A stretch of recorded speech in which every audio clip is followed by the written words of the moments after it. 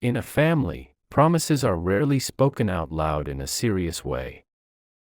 They do not sound like vows, nor are they marked by clear intention or formality. They are not written down, signed, or repeated to make sure they will be remembered. Most of the time, they arrive quietly, hidden inside ordinary moments and casual conversations. They appear in sentences we hear so often that, over time, they stop sounding like words and begin to feel like facts. Leave it there, your parents will handle it. Don't worry. Everything will be fine. No matter what happens. This is your home. No one ever tells us these are promises. Yet somehow we accept them as if they are unbreakable truths. We grow up carrying these words inside us without realizing when they became part of who we are. They settle deep in our hearts, shaping our earliest understanding of safety, love, and trust. As children, we do not analyze them or question their limits. We do not imagine a future where they might fail. We do not ask what happens if the people who say them cannot keep them. We simply believe, because belief feels natural when the voices come from our family. To us, family feels unquestionable, almost permanent, like something that exists beyond doubt or uncertainty. We believe not because our family members are perfect, nor because they have never failed before, but because at some point we make a quiet decision to trust them completely. And once that decision is made, it becomes instinctive. We stop evaluating their words. We stop protecting ourselves. We stop considering other possibilities. We believe that when things fall apart, someone will catch us before we hit the ground. We believe that when we are afraid, someone will step forward to shield us. We believe that when we are overwhelmed, someone will look at us and say, "You don't have to face this alone." In our minds, family becomes the definition of reliability. It becomes the place where doubt does not exist, where trust does not need proof, and where reassurance is assumed rather than requested. We do not think of family as people who might hesitate, grow tired, or become overwhelmed by their own fears. We imagine them as constant, unshakable, like the ground beneath our feet that will always be there no matter how hard we fall. And so we build our sense of safety on their words, leaning on them fully without ever checking how strong they truly are, believing they will hold simply because they always have. Because of this, We never learn how to protect ourselves from disappointment inside our own home. We learn how to be cautious with strangers, how to guard our hearts in the outside world, and how to question promises that sound too good to be true. But with family, we do none of that. We do not imagine that a promise can be broken not out of cruelty, but out of exhaustion, fear, or helplessness. No one teaches us that sometimes people love us deeply, yet still fail to show up in the ways we need the most. So we grow up unprepared and unarmed, believing that certain words are guaranteed simply because of who speaks them. Family becomes the only place where our trust is unconditional, where we do not ask for reassurance and do not expect explanations. And that is why, when a promise is not kept, the pain feels unfamiliar, confusing, and almost unreal. Because no one ever told us that even in a family, even in love, some promises are made with hope rather than certainty. And we were never taught how to brace ourselves for the moment when hope quietly, without warning, falls apart. Family rarely hurts us with harsh words. They do not need to raise their voices or say anything openly cruel to leave a mark.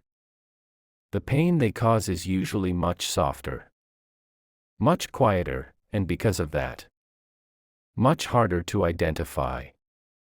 It lives in silence, in absence, in the moments when we look around expecting someone to be there for us and slowly realize that no one is.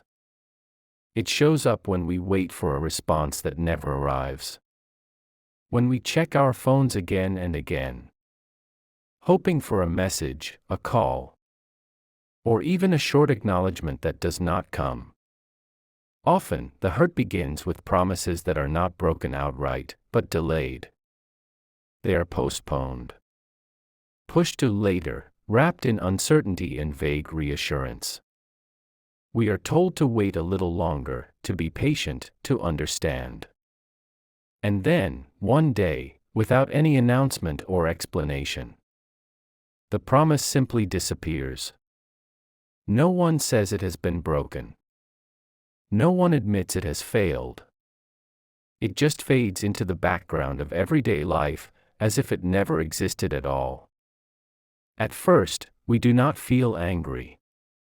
Anger would be easier to handle. Anger would give the pain a clear direction, a clear cause. Instead, what we feel is confusion. We begin replaying conversations in our minds, repeating every sentence, every tone, every pause, searching for the moment where things might have gone wrong. We question ourselves relentlessly. Did I ask for too much? Did I expect more than I should have? Was I unclear? Did I misunderstand what they meant? Slowly, almost without noticing, the disappointment shifts its focus. It is no longer about them. It turns inward. We start questioning our own emotions, doubting our own needs, minimizing our own hurt.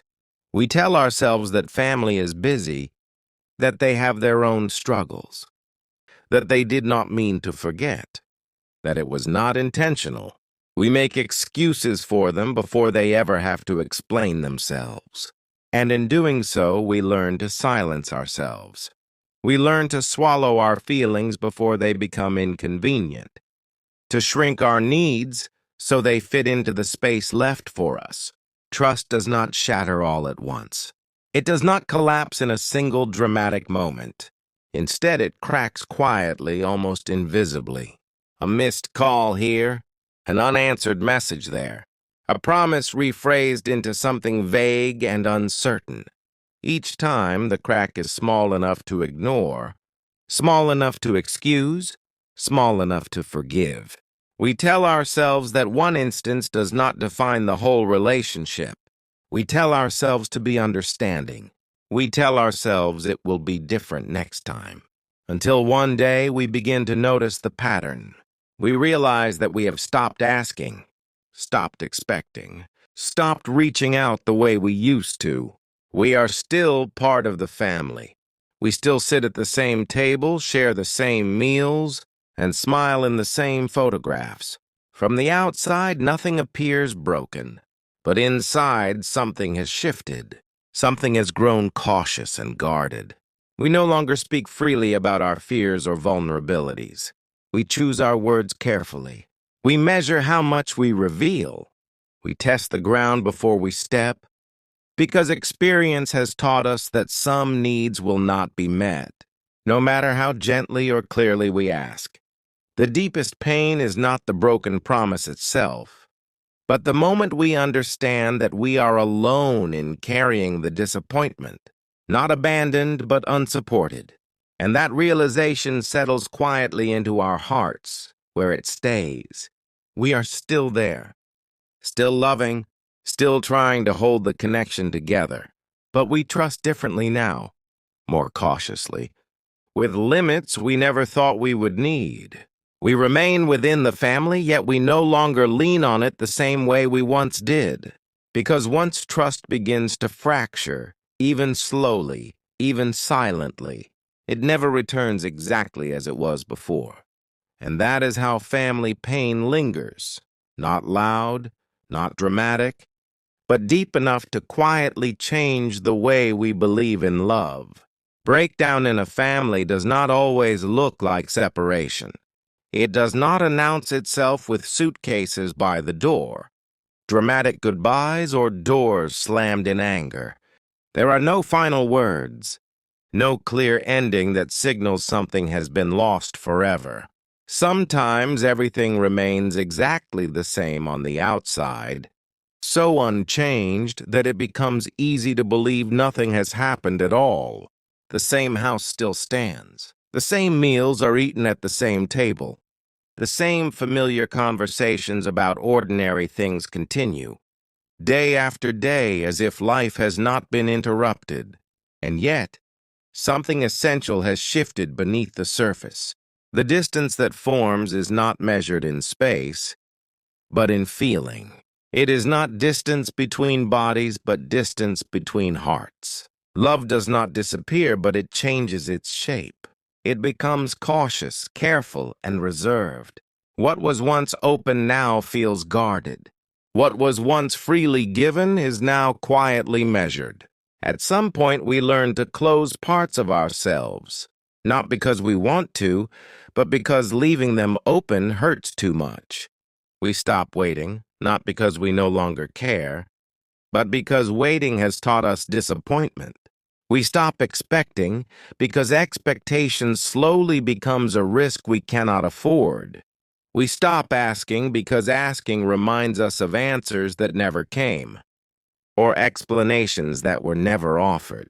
This is how we begin to survive emotionally inside a place that once felt completely safe. We adapt in silence, learning how to exist without relying on what used to hold us. Growing up, we are often taught that maturity means understanding others, being patient and being forgiving. We are told to see things from different perspectives and to make room for other people's struggles. But no one tells us that sometimes maturity also means accepting the limits of the people we love. The saddest kind of growth happens when we finally understand this truth. Some people love us deeply, yet still lack the ability to show up consistently, to protect us when it matters most, or to keep their word when it is needed. They do not fail because they do not care. They fail because they are human, because they are overwhelmed, because they are carrying wounds of their own that we may never fully see. And understanding this does not make the pain disappear.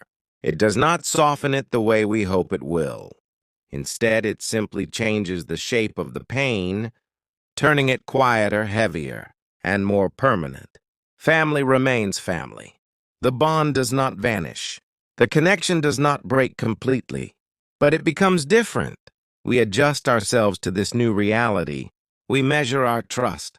We choose carefully which parts of ourselves to share and which parts to keep hidden. Not out of bitterness and not out of resentment, but out of self-preservation. We learn where the edges are and how not to cross them. There is grief in this realization, though it is not the loud kind that demands attention. It is the quiet kind that sits with us in ordinary moments. It appears when we catch ourselves holding back a thought we would have once shared freely, when we stop mid-sentence, deciding it is easier not to explain, when we choose, silently and without drama, to deal with something alone rather than reaching out for support. No one notices this change. There is no announcement, no visible loss, nothing concrete to point to and name. But inside, something has ended. Trust, once broken, does not return untouched. It may rebuild in small ways. It may soften with time, but it will always carry the memory of fracture. And that memory becomes part of who we are. We love differently now, more carefully, more realistically. We stop believing in perfect safety and unconditional protection. But in its place, we learn something else.